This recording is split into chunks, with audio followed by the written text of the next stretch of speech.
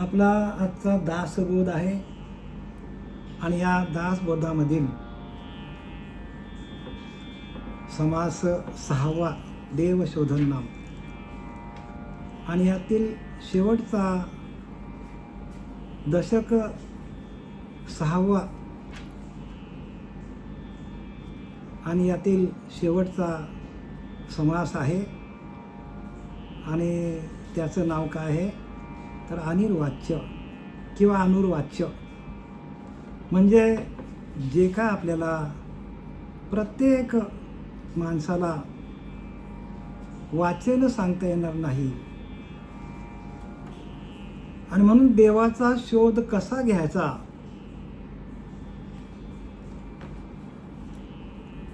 एवढं जर सोपं असतं, देवाचा शोध जर पटदिशी माणसाला लागला असता, प्रत्येक माणसाला देवाचा शोध पूजा केल्या केल्या, भक्ती केल्या केल्या, तीर्थाला गेल्या गेल्या, गंगेत आंघोळ केल्या केल्या लगेच जर मिळाला असता देवाचा शोध आणि देवाचा बोध, तर एवढे ग्रंथ तयारच झाले नसते. ग्रंथ तयार कशासाठी केल्यात तर तुमच्या आमच्या जीवाकडे अविद्या, अज्ञान, हे प्रत्येकाच्या अंतःकरणामध्ये घर करून बसल्यात आणि तो अज्ञान जोपर्यंत जात नाही, ती अविद्या जोपर्यंत जात नाही तोपर्यंत ज्ञान कोणालाही होणार नाही. आणि त्या अविद्या आणि त्या अज्ञान घालवण्याचं एकमेव मार्ग म्हणजे प्रत्येकाने शास्त्राचा अभ्यास करायला पाहिजे. नुसतंच आपला नाम घेत बसला, आपण दिवसभर पूजा करत बसलो, त्या नामाचं चिंतन दिवसभर केलं तरी पण आपल्याला त्या परमात्म्याची आपल्याला थोडीफार अनुभूती येईल पण परमात्म्याविषयीचा भाव तयार होणार नाही बरं का. आणि तुकाराम महाराज सांगतात किंवा ज्ञानोबा महाराज सांगतात, भावे विन देव न कळे निसंदेह. कितीतरी लोक अशी फुकट गेली, फक्त साधना करतच बसले आणि समर्थ रामदासांनी सगळंच उघडा करून ठेवलंय, सोप्या भाषेत सांगून ठेवले बरं का. आणि सोप्या भाषेत समर्थ रामदास सांगतात, महावाक्याचा उपदेश भला त्याचा जप नाही बोलिला. किती सोप्या भाषेत सांगितलंय. महावाक्याचा उपदेश पाहिजे हो, आणि जप नंतर बंद पडतो. जप, तप, हवन, यज्ञ, वैकल्य, व्रत, वैकल्य काहीही कामाला येत नाही. ज्ञान पण नाही, काहीच कामाला येणार ना आपल्याला. मग आपल्याला कामाला काय येईल तर आपला अनुभव, आणि तो अनुभव संतांनी लिहून ठेवला आहे. कारण आपल्याला तो वाचेने सांगता येणारच नाही. तो अनुभव ह्या शब्दातच असा अर्थ आहे की आपल्याला त्याचा अनुभव घ्यावा लागेल, आपल्याला भाव तयार करावा लागेल. प्रत्येक साधकाला भाव तयार करून घ्यावा लागेल. कारण साधक म्हटल्यानंतर तुर्येशी ओलांडिले त्याशी साधक म्हणावे, समर्थ रामदास सांगतात. तुर्येच्या पलीकडे जावं लागेल. उन्मनी अवस्थेला जावं लागेल. त्या उन्मनी अवस्थेला गेल्यानंतर त्याला साधक म्हणता येतो. जोपर्यंत हे संपूर्ण चक्र प्रकाशित होत नाही, स्थूल, सूक्ष्म, कारण, महाकारण आणि ज्ञान कैवल्याचा पुतळा भूतली उमटला.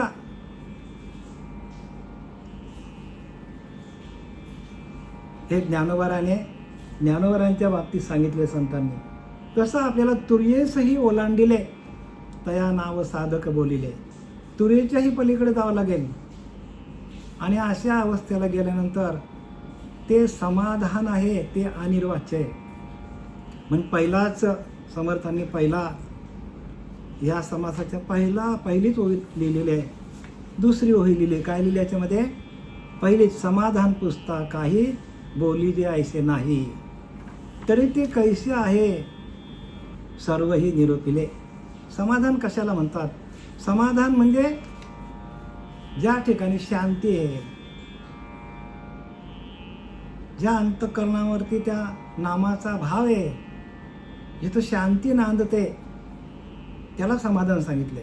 समाधान म्हणजे आपला संसारातलं समाधान नाही. गाड्या घेतल्या, बंगले बांधला आणि करोड रुपये आपण कमवले, तो समाधान नाही सांगितलं. समाधान म्हणजे शांती, सुख. समाधान त्याला म्हणतात की आपल्या अंतःकरणामध्ये बघा, ध्यानाला बसल्यानंतर तुमचा अनुभव आहे का मला माहीत नाही, कारण देहाच्या पलीकडे गेल्यानंतर केवढी शांती आहे. ती शांती आपण स्थिर करता करता आपण येतो कुठे? तर भ्रुकुटीमध्ये येतो, आज्ञाचक्रामध्ये. आणि त्याला तुर्य म्हणतात. तुर्येशी ओलांडले म्हणजे आज्ञाचक्राच्या पुढे गेल्यानंतर, ब्रह्मरंध्रात गेल्यानंतर ते सुख आहे. आणि मग ते सुख काय सांगू? वाचा बोलता नये, वाचेने सांगण्यासारखं नाही ते. आणि म्हणून समर्थांनी लिहिले अनुवाच्य, वाणीने सांगता येणार नाही असं ते समाधान आहे. आणि तरी पण संतांनी आपल्याला सांगण्याचा प्रयत्न केलेला आहे. पण आपल्याला तसं व्हावं लागेल. साधना आपली पूर्वीची ऋषीमुनी 1000 वर्ष तपश्चर्या करायची. आपल्याला अर्धा तास झाला की लगेच आपण उठतो. सांगा आपल्याला अनुभव येईल का? अनुभवासाठी आपल्याला 2-2, 3-3 तास बसावं लागेल. आणि एकदा का ते आपल्याला अनुभवाला आलं, मग चालता बोलता समाधी आहे. उठता बसता खाता जेवता पिता ती समाधीच आहे. समाधी म्हणजे काय? पुरून घेणं नाही स्वतःला, बरं का. समाधी म्हणजे स्वतःला कोंडून घेणं नाही. समाधी चालता उठता बसता खाता पिता आपल्या मस्तकामध्ये तेच विचार पाहिजे, भगवंताचेच विचार. भगवंताचंच बोलायचं तर बोलायचं, विषयांचं बोलायचंच नाही, प्रपंचाचं तर बोलायचंच नाही. म्हणून तुकारामांना हे अनुभव आला. आणि ते तुकाराम महाराज काय बोलले? काय सांगू संतांचे उपकार, मज निरंतर जागविते. बघा, मला निरंतर जराही अंतर नाही, त्या स्वरूपाच्या ठिकाणी मला संतांनी काय केलेलं आहे? जागं ठेवलं. हो, स्वरूपाच्या ठिकाणी जागं राहणं म्हणजे जागृती. आणि ती जागृती मोडतच नाही, बरं का. उठताना बसताना म्हणून तर लिहिले की नाही की उठताना बसताना खाताना पिताना जेवताना अखंड त्याचं नामस्मरण चालू आहे. आणि त्याला म्हणतात ज्ञान. ते ज्ञान पाहिजे. हो, आणि असं ज्ञान मिळण्यासाठी संतांना शरण जावं लागतं. मग त्यावेळेला असं ज्ञान मिळण्यासाठी नाथ बाबा पण काय सांगतात बघा, ना कळे ते कळे, कळे ते ना कळे, वळे तर न वळे, गुरुविना. गुरुशिवाय नाही होय. कळे ते ना कळे ते कळे, आणि कळे ते ना कळे, ना कळे, वळे ते न वळे, गुरुविना. गुरुशिवाय नाही हो. गुरु जोपर्यंत आपण केला नाही आणि आपण अभ्यास केला नाही, त्या अभ्यासाच्या माध्यमातून, अभ्यासाच्या द्वारा आपल्याला आलेली अनुभूती ही संतांनी या वाङ्मयामध्ये, ह्या समर्थ रामदासांनी दासपदामध्ये लिहून ठेवलेली आहे. आणि ती तशीच्या तशी आपल्याला अनुभवाला येते आज पण, बरं का, कलियुगामध्ये. नाहीतर लोक सांगतात हां पूर्वी देव होता, आता कुठं राहिला, आता कलियुगामध्ये. असं नाही.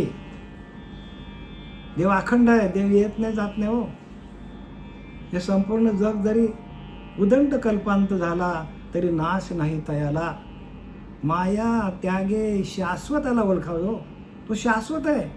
पण मायेचा आपल्याला निराश करता येत नाही. तो निराश करण्यासाठी जसं गुलाबजाम आहे की नाही, गुलाबजाम तो जोपर्यंत आपण पाकामध्ये ठेवू तोपर्यंत तो गोड राहतो, चवीला राहतो, त्याला असे तडे पडत नाही. पण पाकातून बाहेर ठेवला तर त्याला लगेच तडे जातात, काही दिवसांनी खराब होतो. तशी आपली बुद्धी खराब होते. साधनेत ठेवा. साधना संपली का लगेच हातात समोर तुम्ही काहीतरी ज्ञानेश्वरी ठेवा, दासबोध ठेवा, नाथ भागवत ठेवा, तुकोबरायांची गाथा ठेवा. काहीतरी सातत्याने आपण त्याच्या सान्निध्यात राहिलं पाहिजे. घरातली कामं करता करता आपल्या प्रत्येकाच्या ठिकाणी टेबलावर सगळे आपले ग्रंथ उघडून ठेवा. ग्रंथ बंद करून ठेवू नका. ग्रंथांना बंदिस्त करू नका.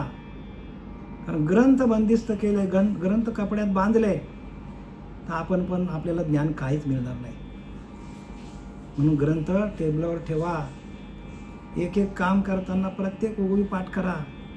ती ओवी आपल्या डोक्यात बसू द्या. ती ओवीच आपल्याला संतांपर्यंत नेईल.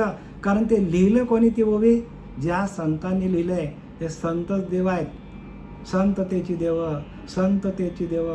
निमित्त त्या प्रतिमा निमित्ताला आहे तो.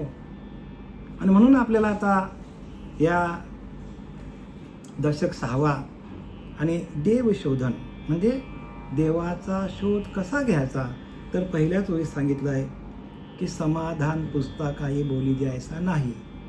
म्हणजे शांती, सुख, समाधान हे बोलण्याचं हे आपल्याला वाणीने सांगता येणार नाही. मग त्यासाठी काय करावं लागेल, तर आपण मागच्या वेळेला ओवी क्रमांक 34 पर्यंत आलो होतो. दशक 6वा, समास 10वा, अनुर्वाच्य किंवा अनिर्वाच्य की वाचने सांगता येणार नाही. सगळ्यात पहिल्यांदा महत्त्वाचा मुद्दा घ्या. आपण ह्या दासबोधाचं निरूपण चालू केलं आहे. दासबोधाचा अर्थच मूळ आहे की दासा तू दिलेल्या बोधात राहा. बोध म्हणजे अहम ब्रह्मास्मी. अरे दासा, आपणच ब्रह्म आहोत आणि हेच लोकांना माहीत नाही. दासबोध वाचत चालल्यात पण आपल्याकडे बोधच नसेल तर आपल्याला दासबोध कळेल का? अरे दासा, तू बोधात राहा. तूच परब्रह्म आहे.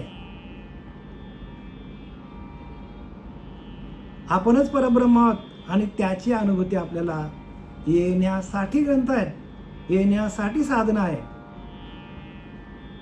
आणि ती साधना देणारा श्री गुरु आपल्या जीवनात येऊन आपल्याला ध्यानाला बसवत नाही आणि आपल्याला त्या महावाक्याचा बोध देत नाही. बोध बरं का. आणि त्या बोधातून हे ज्ञान होतं. एक बोध नसेल आपल्याकडे तर आपल्याकडे संपूर्ण अज्ञान आहे. संपूर्ण अज्ञान. श्रीपाद बाबांनी एवढा राष्ट्रसंत पुरस्कार का मिळाला? बोध हे प्रत्येकाच्या अंतःकरणामध्ये बोधाची स्थापना केली. अधिष्ठान दिलं बोधाचं. अधिष्ठानावर आरूढ केलं. अरे बाबा, तूच ब्रह्म आहेस. अहम ब्रह्मास्मी जाण, आपणच परब्रह्म आहोत. आणि त्या बघा, आता प्रत्येकाने लक्षात घ्या. आम्ही एवढं ओरडून सांगतो तुम्हाला का, तर प्रत्येकाच्या अंतःकरणामध्ये तो भाव तयार व्हावा. भावच आपला देव आहे. तुमचा भावच तुम्हाला. बघा, एखादी पतिव्रता आहे, तिचा नवऱ्यावर खूप भाव आहे, तो पूर्णपणे संसार व्यवस्थित होतो. आणि तिचा भावच नसेल नवऱ्यावर, तो संसार गेला. तसं इथे आहे. तुमचा भाव तुमच्या अंतःकरणावर असेल तर तुमचा अंतरीचा अंतरात्मा हाच तुम्हाला काय करतो? प्रज्ञा जागृत करतो. तोच तुम्हाला ज्ञान देतो. म्हणून पतिव्रते जैसे भ्रतार, आम्हा नारायण तैशा परी. बघा, सर्व भावे लोभे आवडे धन, आम्हा नारायण तैशा परी. तुकोबारांचे वाक्य आहे. 5वा वेद लिहिला तुकोबारांनी. कशाच्या जोरावर लिहिला? बाबाजी चैतन्याच्या जीवनात आले. बाबाजी चैतन्य तसा आपल्या जीवनात श्रीपाद बाबा, रामदास बाबा, नारायण बाबा, नाना बाबा, पांडुरंग दिवेकर बाबा, गजानन महाराज, शरद महाराज, सगळे आपल्या जीवनात ते साधू आले. आणि ह्या साधूंनी आपल्याला त्या बोधावर आरूढ केला. आणि म्हणून आपल्याला हे सगळं कळायला लागलं. आपल्याला गोडी का लागली? कारण आपण बोधावर आरूढ आहोत. आता आपण सुरुवात करूया. ओवी क्रमांक आहे 34. बघा, वस्तू एक आपण एक, ऐशी असती वेगळी क, तरी अनुभवाचा विवेक बोलो येता सुखे.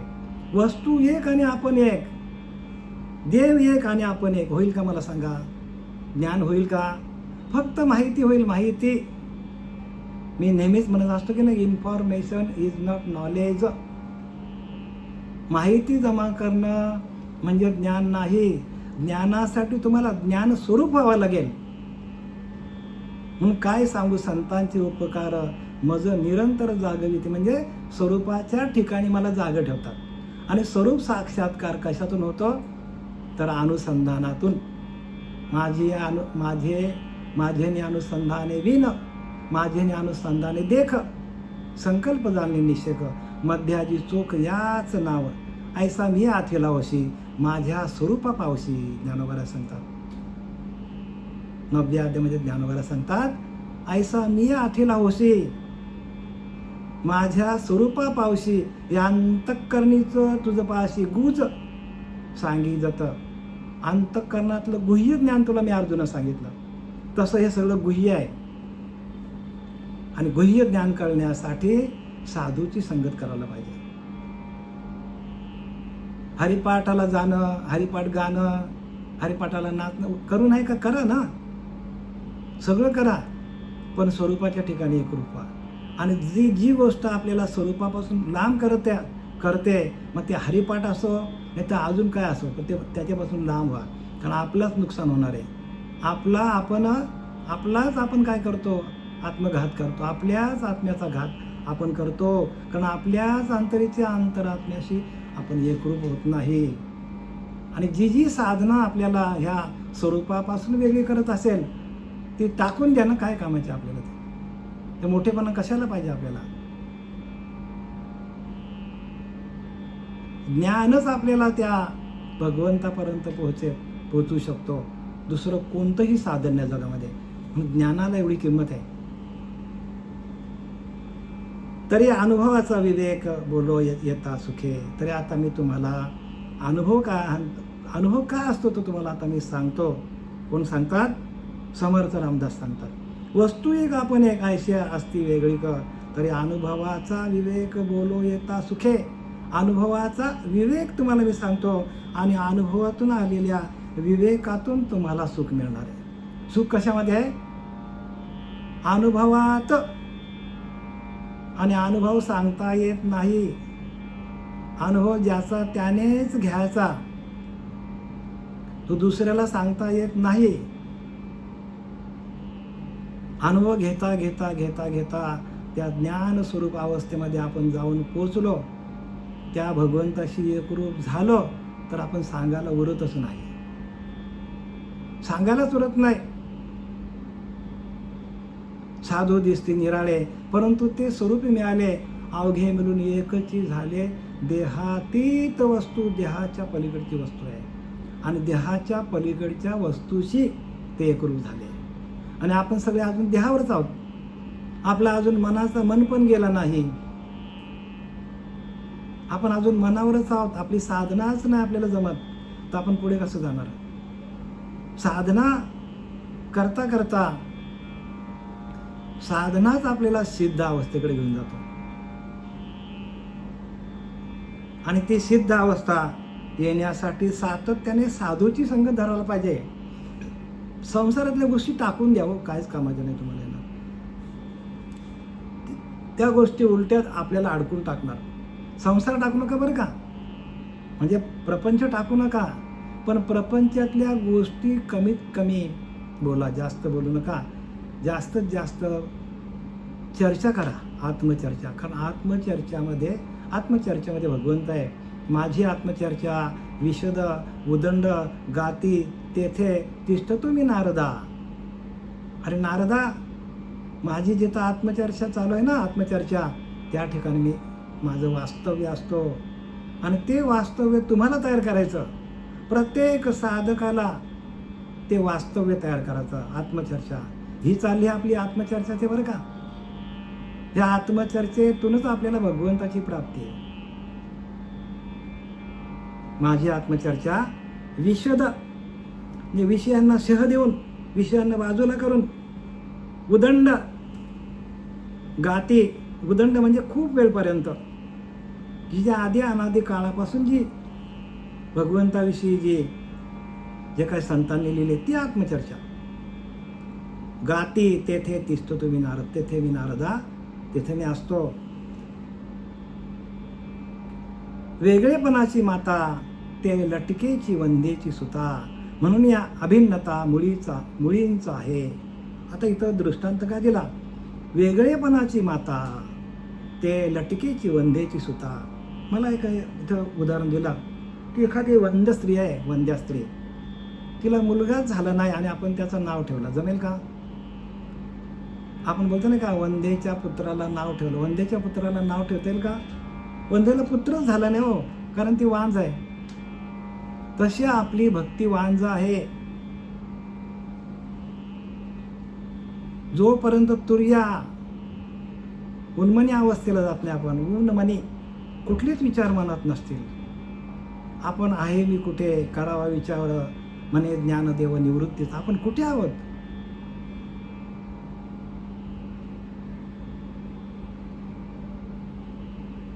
या सगळ्या गोष्टी कशा आहेत?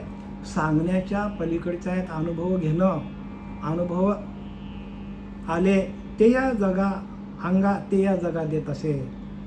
तुकाराम म्हणे अनुभव आले ते जगाला सांगितले आहेत आणि आपल्याकडे अनुभव काहीच नाही.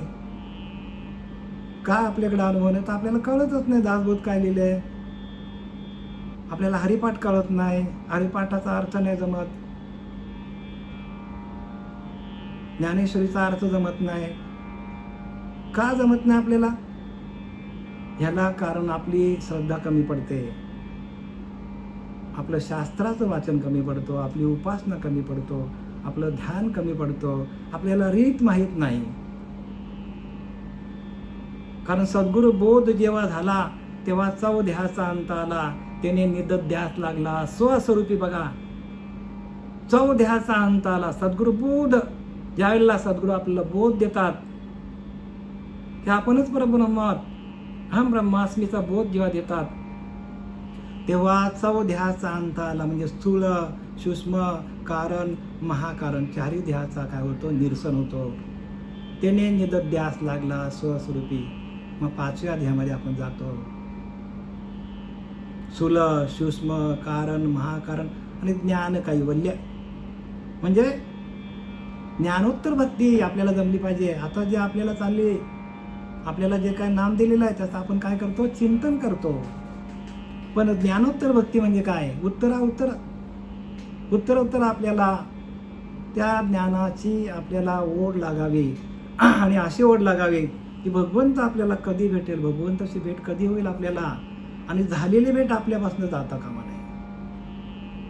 तुका म्हणे आळी जेवी नुरेची वेगळी. त्या आळीलाच पंख फुटतात आणि भिंगोरटे होते. विचार करा, हे कशासाठी आपल्याला दिल्यात? आपली साधना निष्ठ आपण व्हायला पाहिजे, साधनेशी एकरूप व्हा.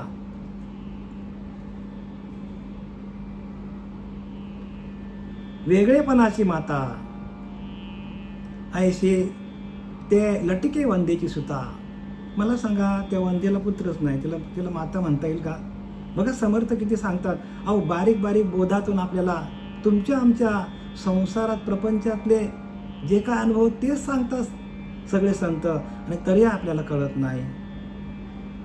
मग आपण निदैवायच्या पारिवारी लोह्या रुतल्या आहेत सहस्त्रवारी, परी तेथ बैसून उपवास करी का दारिद्र्यची आहे. ज्ञानोबा सांगतात, निदैवाच्या पारिवारी लोह्या रुतल्या आहात सहस्त्रवारी. हजारो मोहरा पुरून ठेवल्यात. ज्या ठिकाणी आपण, ज्या घरात आपण ध्यानाला बसतो त्या ठिकाणी हजारो मोहरा पुरून ठेवल्यात. का बैसून उपवास करी का दारिद्र्यची आहे. त्याच्यावर बसून आपण उपासच म्हणजे आपल्याला देवाची प्राप्तीच नाही. का दारिद्र्यची आहे, म्हणून आपल्याला आपल्या जीवनाला दारिद्र्यता प्राप्त होतो. ज्ञानोबरांचे कसे बोलत बघा, कसं संतांनी लिहून ठेवलं आहे. या प्रत्येकाच आम्हाला तरी कुठे काय होतं काहीच माहीत नव्हता. आम्ही तर आत्ता आलोय, 5-7 वर्षाचा बालक असेल. तुम्ही लोकांनी किती वर्षे माला घालून झाल्या. कोणाला 50 वर्षे, कोणाला 60 वर्षे, कोणाला 30 वर्ष. हे ज्ञान आलं कुठून? येण्याला एकमेव कारण आहे की आपली गुरुवर श्रद्धा पाहिजे. आपलं ध्यान कसं करता येईल, गुरुची भेट कशी घेता येईल आपल्याला. गुरूंचे पाय सोडताच कामा नाही. सहज बोलणे हितोपदेश. बघा काय करतात की सहज बोलणे हित, गुरु काय करतात, सहज बोलला तरी पण आपल्या हिताचा असता. आणि करुणे सायास शिकविते, करुणे सायास शिकविते, आपल्याला शिकवतात. तुका म्हणे वस्त धेनुवेचे चित्ते, तैसे मज संत सांभाळीती. संत कसे असतात, वस्त धेनुवेच्या चित्ती, तसं संतांच्या चित्तामध्ये आपण आहोत. पण आपण संतांना विचारत होतो ना, संत काय, आम्हाला सगळा येतो, म्हणजे केवढा अभिमान आहे. म्हणून समर्थ रामदासांनी लिहिलं आहे, अहंकार या मानसीचा विरेना, तया ज्ञान हे अन्न पोटी जिरेना. ज्ञान हे अन्न आहे, ते आपल्याला जिरवता येत नाही. का? आपल्या आतमध्ये अभिमान बसलेला आहे. कोणाला गुरुचा अभिमान आहे, माझा गुरु श्रेष्ठ. काय करायचं गुरु श्रेष्ठ? गुरु हा का व्यक्ती आहे का? गुरु हे तत्व आहे. आमचा पंथ श्रेष्ठ. काय करायचं पंथाला?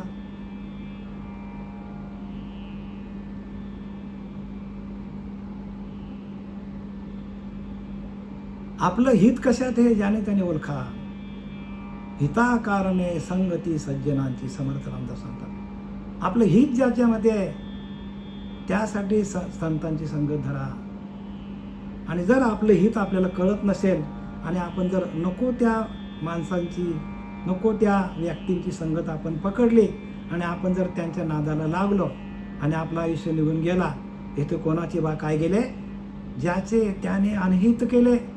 आपलाच अनहित आपल्या हातात नव्हतं. म्हणून सावध व्हा, स्वरूपाच्या ठिकाणी जागृत राहा, निरंतर आपलं ध्यान चालू ठेवा. इकडं तिकडं भटकण्यापेक्षा तुम्ही तुमच्या स्वरूपावर आरूढ व्हा. आपलं स्वरूपच हाच आपला परमात्मा आहे आणि त्याला सोडून आपण जे काय करू, जे जे करशे आणि काही, नामा परते तत्व नाही, हा कारुणी सांगे तुका, रे नाम घेता राहू नका. वेगळेपणाची माता ते लटिके वंदेची सुता. आता वंदेला पुत्रच झालं नाही, तिला माता कसं म्हणता येईल मला सांगा, असं समर्थ सांगतात बरं का. म्हणून ही अभिन्नता मुळीच नाही. आपण त्या परमात्म स्वरूपापासून वेगळे अजिबातच नाही. त्या देवापासून आपण अजिबात वेगळं नाही बरं, किंचित मात्र आपण वेगळा नाही. आणि तुकोबारासारखी स्थिती आपली व्हायला पाहिजे. तुकाराम महाराज म्हणतात की नाही, पाण्याविन मासुळी तैसा तुका तळमळी. म्हणजे त्या स्वरूपापासून आपण एक सेकंद जरी बाजूला गेलो, आपलं नामस्मरण जरा जरी चुकलं तरी आपल्याला आपल्या जीवाची फडफड व्हायला पाहिजे, तडफड व्हायला पाहिजे. आणि ती होत नसेल तर मग आपल्या भजनाला, आपल्या भक्तीला झिरो किंमत बरं का, झिरो. तुमचा गुरु तुम्हाला काय करेल मला सांगा? आपला गुरु कुठपर्यंत आपल्याला तारणार आहे? आपणच जर त्या आपल्या स्वरूपाच्या ठिकाणी झोपलेला असो तर गुरु काय करतील? आम्ही एवढी जी मेहनत घेतो श्रीगुरु कृपेने तुमच्यापर्यंत पोहोचवण्याचं, त्याला एकमेव कारण आहे की प्रत्येकाने स्वरूपाच्या ठिकाणी जागे राहा, झोपू नका. म्हणजे आमचं अखंड आपलं अनुसंधान चालू आहे की ना बघा. माझे अनुसंधानाविन स्नान संध्या जप तप अवघेची धर्मदान. अनुसंधान नसेल तर मग ते अधर्म सांगतात. नाथ बाबा जैसे गोडी आवडी परपुरुषी, मिथ्या लुडबुड निजपती पाशी, ते पतिव्रता नव्हे जाणतैशी भक्ती व्यभिचारी भक्ती सांगतात.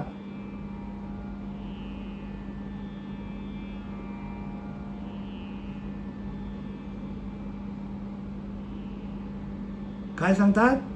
व्यभिचारी म्हणजे एक आपल्या आंतरीच्या अंतरात्म्याचं अनुसंधान आपण सोडलं आणि बाकी ज्या ज्या भक्त्या करू त्या व्यभिचारी म्हणून सांगतात. नाथ बाबा माझे अनुसंधानाविन, माझं अनुसंधान नसेल मग तुम्ही स्नान केली, संध्या केली, जप केलं, तप केलं, आधी तुम्ही तीर्थाला गेलं, यज्ञ केला, हवन केला, अवघेची अधर्मदान, मग भजन ते, माझं ते भजन नाही म्हणतो, माझं भजन ते नाहीच आहे. मग ते भजन कसं आहे? जैसे गोडी आवडे परपुरुषी, मिथ्या लुडबुड निजपती पाशी. एखादी स्त्री परपुरुषाच्या, म्हणजे त्यानं सांगितलं बरं का, आतल्या क्रिया द्या. आपण आपल्या अंतरात्म्याला, त्या भगवंताला सोडून आपण ज्या ज्या भक्ती करू, त्या व्यभिचारी सांगतात बरं का, नाथबाबा सांगतात, आम्ही नाही सांगत, तर तुम्ही सांगणार बाबुलनाथ महाराज सांगता, अजिबात नाही. नाना विषयी ठेवून म्हणा, जो करी माझे ध्यान अनुष्ठान, ते जारसे ऐसे जाणं मज भजन ते नाही. बघा, नाना विषयी ठेवून म्हणा, मला हे मिळालं पाहिजे, ते मिळालं पाहिजे, अमुक मिळालं पाहिजे, जो करी माझे ध्यान अनुष्ठान, ते जार स्त्री ऐसे जाणं.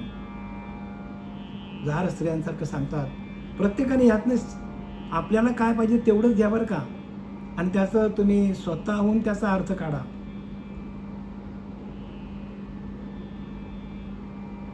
स्वतः अर्थ काढा त्याचा, तर तुम्हाला हे सगळं कळेल. आपण जो सोये कष्ट त्याची गेला तोची भला, दुसऱ्यावरी जो विसंबला त्याचा कार्यभाग संपला. जो सोये कष्ट त्याची गेला तोची भला. तुम्हाला स्वतःला मेहनत घ्यावं लागेल, स्वतःला मेहनत घ्यावं लागेल. दुसऱ्यावरी जो विसंबला त्याचा कार्यभाग संपला.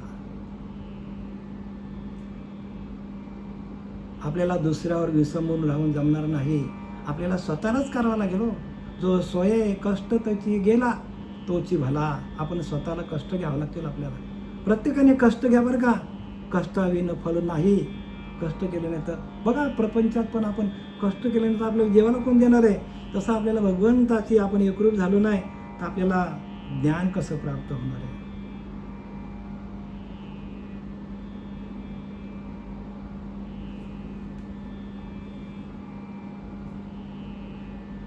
म्हणून अभिन्नता मुळीच नाही. म्हणजे आपल्यात आणि भगवंतामध्ये अभिन्नता मुळीच नाही. आपणच परब्रह्म आहात. भिन्नपणे आपण जर पूजा करायला गेलो, मी वेगळा ना देव वेगळा, तर हे आयुष्यात तुम्हाला हे सूत्र सापडणार नाही. भगवंताला प्राप्त करण्याचं सूत्र आहे, सूत्रबद्ध आहे ग्रंथ. प्रत्येक सूत्रामध्ये सूत्र आहे तर गणित लवकर, बीजगणित बघा, सूत्र असलं तर बीजगणित सुटतो. सूत्र आहे तर तुम्हाला आध्यात्मिक तुम्हाला आध्यात्मिकतेचं सूत्र तुमच्या हातात येईल. सूत्रच नसेल तर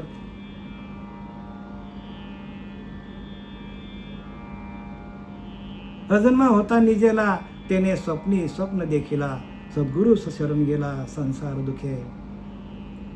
बघा काय करतो माणूस, की अनेक संकट आली, भागवतामध्ये सांगितलंय, तर माणूस गुरुला शोधायला जातो. आणि गुरुला शोधल्यानंतर गुरु काय करतो, सद्गुरु शरण गेला, संसार दुखे दुखावला, त्रिविध तापे पळला, तोच एक अधिकारी झाला परमार्थाशी. बघा, संसारामध्ये ताप दुःख कष्ट आले तर माणूस गुरुला शरण जातो. कुठे जातो शरण? गुरुला शरण जातो. अजन्मा होता निजेला, आत्तापर्यंत झोपलेलाच होता, म्हणजे देहबुद्धीवरच होता. मग गुरुचं काम काय? देहबुद्धी बाजूला करणं. लक्षात घ्या, जोपर्यंत देहबुद्धी आपली जात नाही तोपर्यंत तिथे भगवंताचं वास्तव्य येणार नाही. भगवंताचा वास आपल्या अंतःकरणामध्ये व्हावा असं वाटत असेल तर देहबुद्धी जायला पाहिजे. आता देहबुद्धी कशी सांगू का तुम्हाला? देहबुद्धीचा नरा, थोर चिंतेचा अर्धडा, संकल्प विकल्पाचा मारा, देहबुद्धी अनिवार्य. बघा, देख दीपाच्या मिलनापाशी, केवळ दुःख पतंगाशी, तरी आलिंगन द्यावे तैसी देहबुद्धी.